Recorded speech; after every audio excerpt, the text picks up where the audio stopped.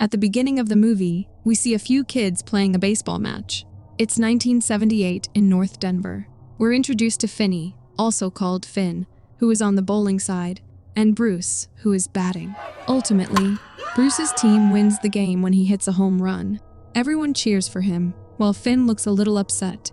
But Bruce approaches Finn and compliments him, saying, "Your arm is mint. You almost had me." After the game, Bruce is seen happily riding his bicycle. His victory has made him quite popular, especially among the girls. Meanwhile, we see that Finn is interested in rockets and space. He has built a rocket, which he's flying using a remote control. Just then, Bruce notices a black van approaching him, and the scene fades to black. Comment. Subscribe to Recapss Horror. The next scene shifts to Finn's home. He lives with his sister Gwen and their father, who is abusive and alcoholic. Later, Finn and Gwen leave for school. On their way, they notice a flyer announcing that Bruce is missing. From their conversation, we learn that several kids have gone missing in the area. Soon after, a fight breaks out between two kids, Mooney and Robin. Robin beats Mooney badly, and Gwen is happy to see this since Mooney used to bully her brother Finn. Gwen tells Finn that Mooney was stupid to mess with Robin because Robin is the toughest kid in school ever since Vance Hopper got kidnapped. In the background, we again spot the same black van seen earlier near Bruce. In class, Finn secretly glances at his crush Donna, but he can't bring himself to talk to her. When the class ends, Finn rushes to the washroom to hide. 3 boys follow him there to bully him. Just then, Robin arrives, and the bullies back off, clearly afraid of him. Robin warns them not to bother Finn again. It becomes clear that Robin and Finn are good friends. As they leave, Robin advises Finn that someday he needs to stand up for himself. He then asks Finn for a favor, to come by his house after school and help him with math. Robin admits he doesn't understand the teacher's explanations, but Finn is good at it. Robin says if he fails again, he might get suspended. Meanwhile, we see that Gwen is called out of her class to meet Detective Wright and Detective Miller in the principal's office. They are investigating Bruce's kidnapping. The detectives ask Gwen if Amy, Bruce's sister, is her friend, and she says yes. Wright asks Gwen what she told Amy about Bruce, and Gwen says she told her she had a dream about him. Wright asks, "What happened in your dream?" Gwen says, "Bruce was taken." Wright asks, "By a man with black balloons and a van?" Gwen confirms it. Wright then reveals that they actually found 2 black balloons at the scene, and one at the site of Griffin Stagg's abduction. He tells her that these details were never released to the public, so he wants to know where she heard about the balloons. Gwen insists she didn't hear it from anywhere and becomes frustrated by their repeated questioning. Wright calmly asks, "What are you hiding from us?" To which Gwen replies, "Sometimes my dreams are right." The scene then cuts to Finn and Gwen leaving school. Gwen tells him she's going to her friend Susie's house for a sleepover since it's Friday. Later that night, Finn is seen watching a horror movie alone, holding his miniature rocket, something he always keeps with him. The movie terrifies him, and he eventually falls asleep clutching the rocket. The next morning, Finn wakes up to Gwen's screams. He rushes out and sees their father brutally beating her with a belt. He demands to know why the police came to his workplace. Gwen cries that she doesn't know. In anger, she drops her father's alcohol bottle, and he then hits her even harder. He yells, "You're not your mother! You don't hear or see things that aren't there? Your dreams are just dreams," forcing her to repeat it, and crying in pain. She does, as Finn watches helplessly. Later, we see Robin walking home when the man in the black van kidnaps him. By evening, news of Robin's abduction spreads throughout the neighborhood. Finn's father tells him about the incident. That night, Gwen goes to Finn's room and tries to comfort him. Finn asks if she can do that dream thing. She tells him it doesn't work that way. He asks if she has tried, and she says, "Of course I have." He pleads with her to try again. Gwen then goes back to her room and kneels to pray to Jesus Christ. She says her brother needs his friend and asks him to show her another dream, a dream that could help them find Robin. The next morning, the same 2 detectives visit Gwen again, but she hasn't had any new dreams. The scene then cuts to Finn being bullied once more now that Robin isn't around to protect him. Gwen rushes in to save her brother, hitting one of the boys with a rock and knocking him down, but the others gang up on her and then beat Finn as well. Later in class, when everyone is asked to pick a partner, no one chooses Finn until his crush, Donna, pairs up with him. She tells him everyone knows about the bullies and that his sister is really cool, calling him lucky to have her. After school, Gwen teases Finn about Donna and heads to her friend Susie's house for a sleepover. On his way home, Finn spots the same black van. A man steps out, dropping his groceries. Finn offers to help, and the man introduces himself as a part-time magician, asking if Finn wants to see a magic trick. When Finn notices the black balloons in the van, the man suddenly grabs him. Finn fights back, stabbing him with his rocket miniature, but the man sprays something in his mouth, knocking him unconscious. He stuffs Finn into the van, releases the black balloons, and drives off. Finn wakes up in a basement. The kidnapper, known from the news as the Grabber, shows the wound on his arm and says, "I'm not going to hold that against you. Don't be scared, nothing bad's going to happen." He mentions fetching a soda, then hears a phone ringing upstairs. "I'll answer that. Get your soda and come back to explain everything," he says, before locking the door and leaving. Finn finds the door locked, a small washroom nearby, and a disconnected black phone on the wall. He lies down on the mattress. Meanwhile, Gwen, at Susie's house, gets a call from her father telling her Finn has been abducted. She rushes home and prays desperately for her brother's safety. Finn wakes to the sound of the black phone ringing. Confused, he answers, but the Grabber tells Finn the phone hasn't worked since he was a kid. "I know you're scared and want to go home," he says. "I'll take you home soon. Things are just a little messy right now." Finn asks if the police are coming. The Grabber replies, "It's not the police," and warns him not to scream. No one can hear anything down there because the basement is soundproof. When Finn accuses him of killing Bruce and Robin, the Grabber denies it. "That wasn't me. That was someone else." He tells Finn the phone once rang when he was down there too, maybe due to static electricity.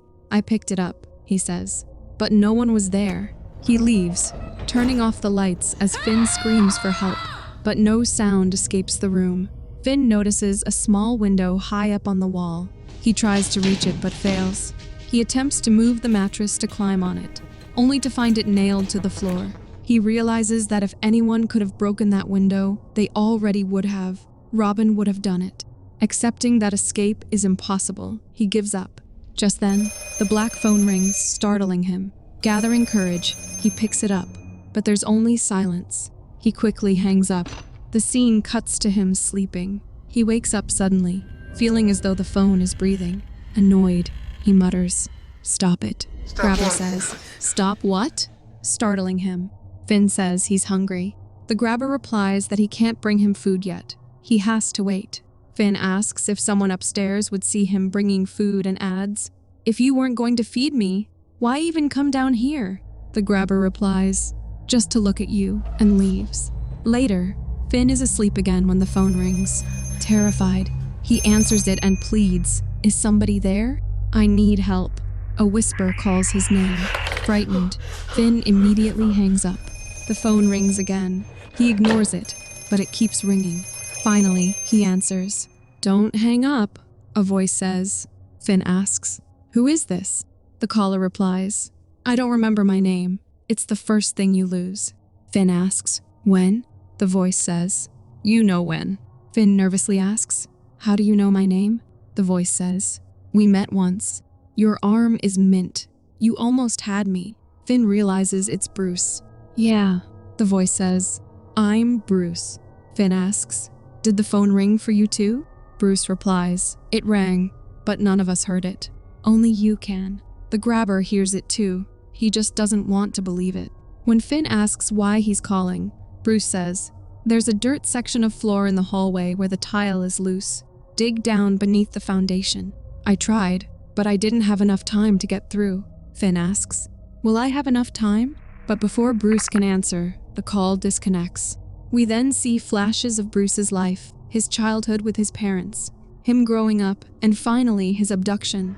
Finn screams and pounds on the door, calling for help, and Gwen jolts awake. She was seeing all this in her dream. Meanwhile, Finn spots the loose tile. He removes it and begins digging out the mud beneath, flushing the mud. Once he's done, he covers the hole with a carpet, then lies down on the mattress and falls asleep. The next morning, the grabber arrives with food and soda. This time, however, he leaves the door unlocked. Finn seizes the chance to escape, but the phone rings. He answers, and the caller warns, "Don't go upstairs. It's a trap." Finn asks if it's Bruce, but the caller pretends not to know. Suddenly, the spirit of a boy appears, though Finn can't see him. The spirit says he delivered newspapers. Finn recognizes him as Billy. Billy warns, "Do not go upstairs. He's waiting with a belt. He didn't say you could leave. If you try, he'll punish you, beat you until you pass out." We all begged him to stop, but he just kept hitting. With that, the call ends. Despite the warning, curiosity gets the better of Finn. He cautiously goes upstairs and sees the grabber sitting with a belt in hand, confirming Billy's warning. Finn quietly returns to the basement and eats the food. Meanwhile, Gwen falls asleep in class, and the teacher sends her to the nurse's office for a nap. The black phone rings again. Finn picks up. It's Billy. Suddenly, a soda bottle shakes and falls. Billy instructs him to examine the wall in front. It's separated from the floor. "I tore a long cable loose from down there and hit it," he explains. Finn asks what he should do with it. The bottle spins and points toward the window, giving him a clue. Meanwhile, Gwen dreams about how Billy, the paperboy, was abducted. She sees the grabber wearing a mask, holding black balloons in front of a house, laughing. She wakes up in terror and runs. Back in the basement, following Billy's guidance, Finn finds the long cable hidden in the gap between wall and floor. He tries throwing it to the window to hook it, but fails. Thinking quickly, he uses a roll of carpet to push the cable up, eventually hooking it onto the window grill. Finn attempts to climb out, but fails repeatedly. Eventually, he manages to grab the grill, which breaks, and he falls along with it. The scene cuts to Gwen talking to her father. She hesitates, asking him not to get mad as it's about her dreams. Her father tells her that her mother was a special soul, but also touched.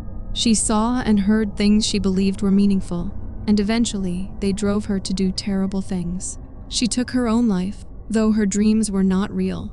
Gwen insists she loves her mother as she was, but her father worries about her future. Gwen convinces him that maybe, with these dreams, she can save her brother, and together, they leave to find Finn. Meanwhile, the detectives investigate the neighborhood and arrive at a house. A man named Max opens the door. When asked if he's seen Finn, Max invites them inside and shows his study on the case. Detective Wright asks how long Max has lived there. Max clarifies he doesn't. It's his brother's house. Wright asks him to report any sightings of the missing children, and with that, Wright and Miller leaves. It is then revealed that the basement where Finn is trapped is directly under Max's brother's house, meaning his brother is the grabber, and Max is unaware. Back in the basement, Finn continues digging, making the hole deeper. Later, the grabber brings food and asks Finn his name. When Finn refuses, the grabber says he'll find out eventually in the newspaper. Finn asks why things are different this time. The grabber replies, "Everything is different. Nothing is going right." Finn pleads to be released, promising he won't tell anyone, and even offers to be blindfolded and dropped off on the street. The grabber asks for his name again. Finn lies, saying Taylor. Angered, the grabber throws a newspaper at him, mentioning Finn's name in it. "I was really starting to like you, Finny." Angry, he slams the door shut and leaves, once again without locking it. Suddenly, the black phone rings, but no one answers. Finn hangs up. Meanwhile, the grabber, holding a belt, waiting for Finn, eventually dozes off. Finn, also asleep, is awakened by a dripping sound. Using the light from his miniature rocket, he scans the basement walls and sees a levitating, dead child dripping blood. The boy points toward the phone. Finn quickly answers, and the body vanishes. A voice warns, "You don't have much time." The grabber hasn't been sleeping. He thinks this might be it. He's going to figure it out. Finn asks, "Who's going to figure it out?" "His brother upstairs," the voice replies. Finn asks if it's Griffin. The voice says, "Probably." Finn asks why he hasn't been killed. Griffin explains. You have to play the game. The name of the game is Naughty Boy. If you don't play, the grabber can't win. The next part of the game is his favorite. Finn asks, what's the next part? Griffin warns, you don't have much time. The grabber is asleep in his chair, waiting for you to play. The door is still unlocked. Finn asks if he should just leave. Griffin tells him there's a combination lock on the inside of the storm door. It was his bike lock, taken when the grabber abducted him. Finn asks for the combination. Griffin says he doesn't remember, but carved it into the wall with a bottle cap, on the right, at about shoulder height when sitting. Finn quickly checks the wall and finds the number carved, 23317. He asks Griffin if that's the number and confirms the combination. Griffin says he doesn't really remember and will have to try every possible combination with those digits. He warns Finn to be quiet while he does it.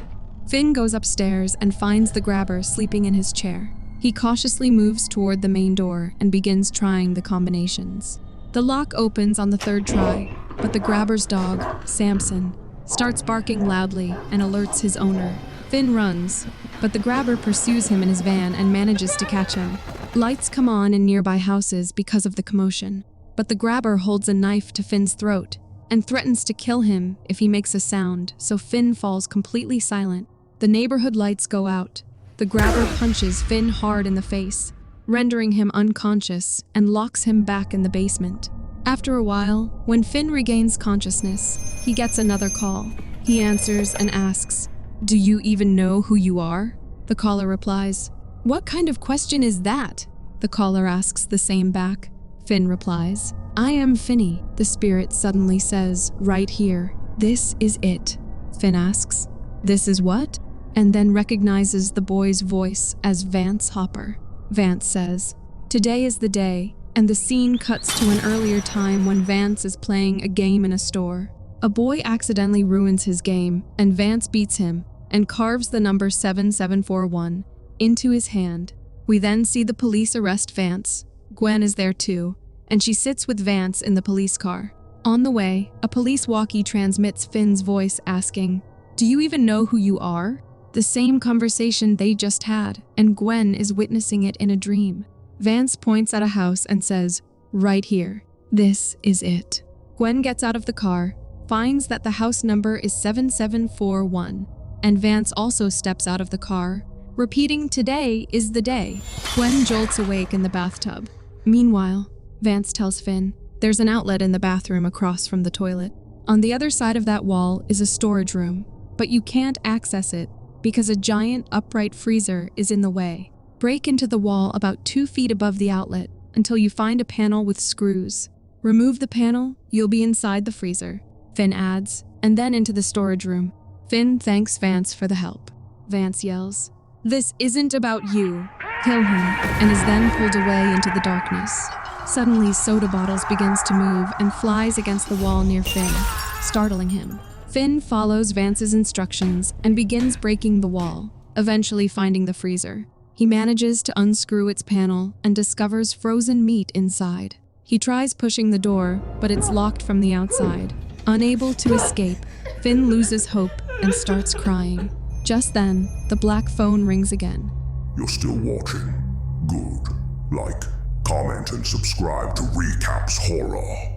Finn picks it up and recognizes the caller as Robin. Robin says, "Don't cry. I'm with you. I've been with you this whole time. A man never leaves a friend behind." Finn whispers, "We'll be together again soon." Robin responds, "No, you aren't going to go like I did." Finn says, "I've tried everything. Nothing's worked." Robin asks, "Do you remember what I told you one day?" Finn replies, "That someday I have to stand up for myself." Robin says, "Someday is today. Today is the day you stop letting anyone push you around." Robin motivates him. "You are getting out of here. If you can't do it for yourself, do it for me." Finn asks, "Why does it matter?" Robin says, "Because I don't want to die for nothing. I want to at least have died for a friend. I can't kill that grabber. You have to do it for me." Finn asks, "How?" Robin says, "You're going to use a weapon, the one in your hand. Fill the receiver with dirt, pack it in tight, give it some heft, Then practice over and over. Raise the phone, take a fast step back, step forward, step back, and swing. Finn repeats the actions. Robin instructs and practices diligently. Robin says, "Now fill the phone with dirt like I told you." Finn asks, "Will I still be able to talk to you?" Robin says, "This was the last call, Finn. From here on, it's all you." Finn whispers, "I miss you, Robin." Robin replies, "Then get out for me. Use what we gave you." Finn follows Robin's instructions and waits for the grabber to arrive. Meanwhile, Gwen sets out on her bicycle to find the house. She prays to God for help when suddenly the spirits of the 5 victims appear in front of her, startling her so badly that she falls. She then realizes she has landed right in front of house number 7741. She immediately rushes home and calls Detective Wright, who leaves his office at once. At the grabber's house, his brother Max begins connecting the dots and realizes everything is linked to this house. Meanwhile, Finn notices the light switch on in the basement and realizes the grabber is coming. He picks up the phone receiver, ready to strike, but when the door opens, it's Max, shocked to see Finn there. Finn pleads for Max's help, but the grabber strikes Max on the head with an axe, killing him instantly. Outside, detectives and police arrive at the house, and Gwen tells them, "This is the house I saw in my dream." Inside, the grabber says, "You made me kill my brother. Now I'm going to have to put you with the others. Looks like you'll find those naughty boys after all." The grabber pulls an axe from Max's head. He says, "Normally, I'd use a knife, but you're special, Finny. I want this to really hurt." He calls his dog Samson and ties him aside. Outside, the detectives and police break into the house, searching, but find it empty. Back inside, the grabber attacks Finn with the axe, but Finn narrowly escapes and manages to push the grabber into the hole he had dug. He hits him hard with the dirt-filled phone receiver, but the grabber grabs Finn, and Finn removes his mask. The grabber immediately hides his face with his hands, and Finn punches him again. Finn tries to strangle the grabber by wrapping the phone cord around his neck, but the black phone rings. He presses the receiver to the grabber's ear. Vance's voice says, "Welcome to the nightmare end of your pathetic little life. Today is the day." Griffin adds, "You don't have much time." Robin says, "I can't kill you, so Finn is going to do it for me." Bruce encourages, "Finn, your arm is mint." And Finn finally kills the grabber. Finn brings the meat from the freezer and throws it to Samson. While the dog eats, Finn moves upstairs. Outside, the police discover the basement. Detectives Wright and Miller locate the place where the missing children were buried. Meanwhile, Finn emerges from a different house opposite 7741, and Gwen spots him. She rushes to hug him, and the detectives and police join them, and Finn directs them to the basement. Their father arrives, hugs Finn, and apologizes to both of his children. In the final interview, the police explains that the grabber owned 2 homes, one where he kept his victims alive, and a second, empty home across the street where he used to bury them. The next day, Finn arrives at school and hears people praising him for fighting and defeating the grabber. He sits next to Donna, and the movie ends. Thanks for watching. If you enjoyed the chills, hit that like button, subscribe, and turn on notifications so you never miss a scare. Until next time, stay spooky.